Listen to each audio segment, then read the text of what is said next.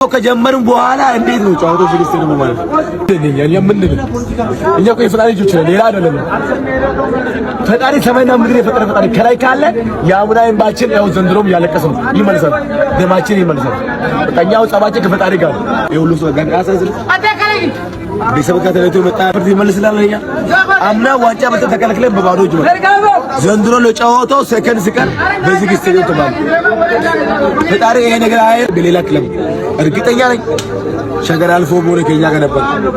ሌላ ክለብ አልፎ ቦሌ ጊዮርጊስ አልፎ ቦሌ ቡና አልፎ ቦሌ እርግጠኛ ነኝ ጫወታው እንደምከደና ግን ያለፈው ሁለቱ የደቡብ ክለብ ነው።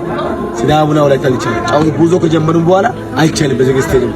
ይሄን ፍርዱ ለፈጣሪ ሰጥቻለሁ። ፌዴሬሽኑ ፍርዱ ለፈጣሪ እናለ አሰረከሰ 3-4 ቀን እየቀረ ያለን ለኛ ብነው ምን ችግር አለ? ጉዞ ከጀመሩን በኋላ በዚህ ስቴዲየም ነው። የእውነት ይሄ ነገር ቀርቶ ሆነ እጅግ በጣም ይደብራል።